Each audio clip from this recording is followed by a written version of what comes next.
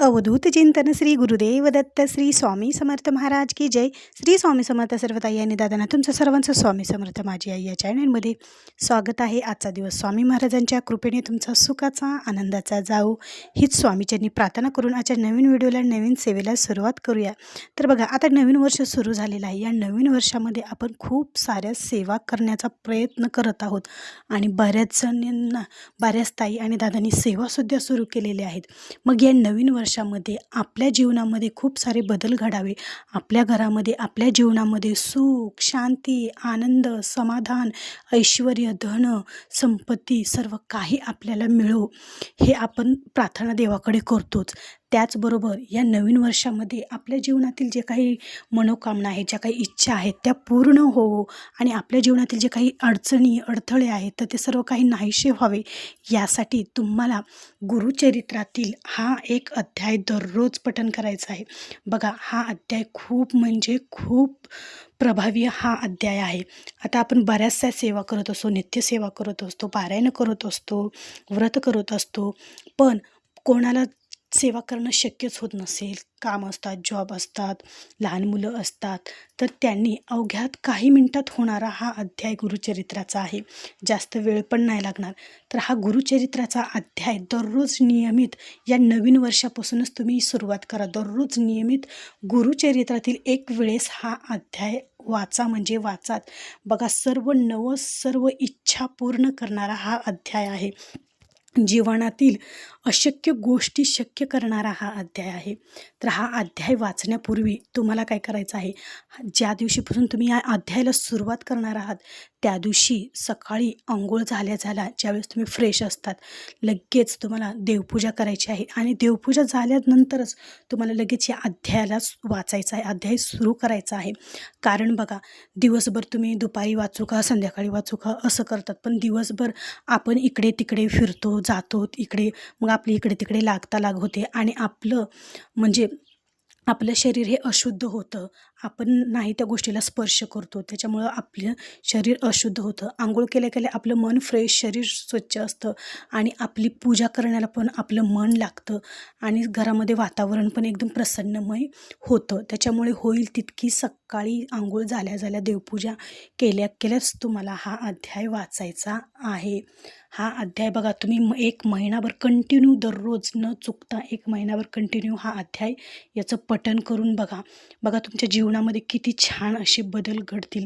तुम्ही स्वतः हा अनुभव घ्याल, तुम्ही स्वतः अनुभवाल की जीवनामध्ये किती फरक पडतो या अध्यायाचं पठण केल्यानंतर. जो श्रद्धायुक्त अंतकरणाने या अध्यायाचं पठण करतो त्याच्या जीवनातील सर्व काही अडथळे नाहीसे होऊन त्याच्या ज्या काही मनोकामना इच्छा आहेत त्या इच्छा ह्या पूर्ण होतात म्हणजे होतातच. इतका प्रभावी हा ग्रंथ आहे. बघा, आता हा अध्याय वाचण्यासाठी दररोज गुरुचरित्राचा ग्रंथ हाताळायची गरज नाही आहे.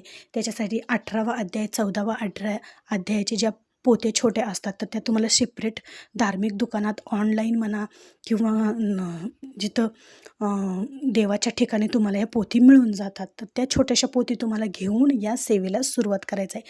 कारण हा गुरुचरित्र ग्रंथ हा खूप दिव्य ग्रंथ आहे, त्याला दररोज आपण स्पर्श करू शकत नाही. त्याच्यामुळे आपल्याला हा छोटीशी पोथी ग्रंथाची घ्यायची आहे आणि या सेवेला सुरुवात करायची आहे.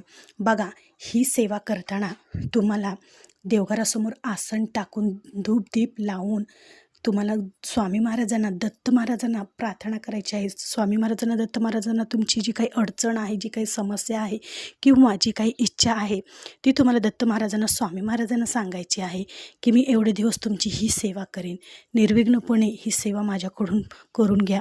ज्या कोणत्या ताई या सेवा करणार आहेत तर त्यांना समजा मासिक धर्म आला तर तेवढे 4-5 दिवस तुम्ही ही सेवा स्किप करू शकतात, नंतर तुम्ही या सेवेला आणखीन सुरू करू शकतात. अशा प्रकारे तुम्हाला ह्या सेवा करायच्या आहेत. बघा, खूप छान असा रिझल्ट देणाऱ्या या सेवा आहेत आणि या सेवेचा खूप जणांना खूप छान असा अनुभव पण आलेला आहे. मग तुम्ही पण ही सेवा करा आणि छान असा अनुभव घ्या. आता ही सेवा करताना बऱ्याच जणांचं काय होतं की सकाळी लवकर सेवा करतात आणि संध्याकाळी नॉनव्हेज खातात, तर ही सर्वात मोठी चूक आहे. या चुकीमुळेच तुम्हाला हवे ते अनुभव येत नाहीत, हवी ती प्रचिती मिळत नाही आणि ते तुम्ही ज्याच्यासाठी ही सेवा करत आहेत ते तुमचं सेवा फलित येत नाही. त्याच्यामुळे तुम्ही जेवढे दिवस ही सेवा करणार आहात तेवढ्या दिवस तुम्हाला मांसाहार वर्ज्य करायचा आहे. मांसाहार करायचा नाही. सकाळी वाचू का संध्याकाळी मांसाहार करू का असं अजिबात करायचं नाही. बघा ही खूप मोठी चूक होते. कारण आपल्या दत्त महाराजांना, आपल्या दत्तप्रभूंना, स्वामी महाराजांना मांसाहार चालत नाही. त्याच्यामुळे तुम्ही हे नियम अटी पाळूनच तुम्हाला ही सेवा करायची आहे. तुम्हाला जर संकल्पयुक्त ही सेवा करायची असेल तर तुम्ही संकल्पयुक्त ही सेवा करू शकतात. संकल्पयुक्त जर सेवा करणार असाल तर कडकडीत मांसाहार वर्ज्य, परान्न वर्ज्य तुम्हाला करावं लागेल आणि ही सेवा करावी लागेल. खूप म्हणजे खूप प्रभावी ही सेवा आहे. आपलं मन शुद्ध, मन पवित्र, आपले विचार चांगले ठेवा आणि या अध्यायाचं पठण करा. बघा, ज्यावेळेस आपण हा अध्याय वाचत असतो, गुरुचरित्रातील हा जो अध्याय वाचत असतो किंवा गुरुचरित्राचे ज्यावेळेस आपण पारायण करत असतो त्यावेळेस प्रत्यक्ष दत्त महाराज इथं उपस्थित राहतात. ते आपण काय वाचतो ते प्रत्यक्ष दत्त महाराज पाहत असतात, आपले स्वामी महाराज पाहत असतात. त्याच्यामुळे शुद्ध अंतकरणाने ही सेवा करा, हा अध्याय वाचा.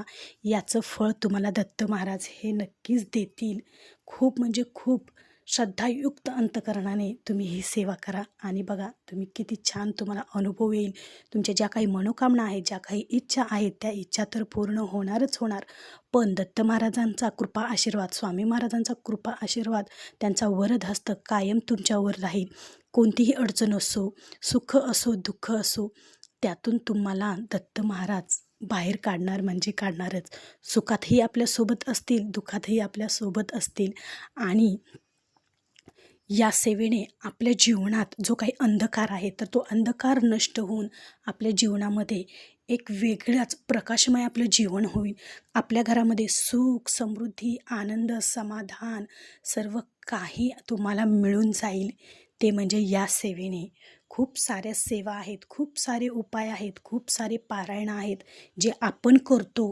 पण ह्या सर्व सेवा करण्याच्या आधी तुम्ही जे काही अटी नियम पाळतात त्या अटी नियमावरच तुमची सेवा असते.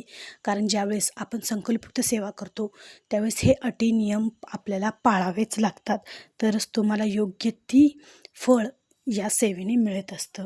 तर अशी होती आजची सेवा. जर तुम्हाला आवडली असेल तर नक्कीच एक लाईक नक्की जरूर करा आणि कमेंटमध्ये श्री स्वामी समर्थ लिहायला अजिबात विसरू नका. आणि त्याचबरोबर या 2026 नवीन वर्षामध्ये गुरुचरित्राच्या या अध्यायाचं दिवसातून एक वेळेस तर पठण करायला अजिबात विसरू नका. जेणेकरून तुमचं सर्व काही नवस असो, इच्छा असो, त्या इच्छा पूर्ण होणार म्हणजे होणारच. तर चला तर मग सर्व ताई आणि दादांना श्री स्वामी समर्थ. भेटू पुन्हाच अशा एका नवीन व्हिडिओसोबत, नवीन सेवेसोबत.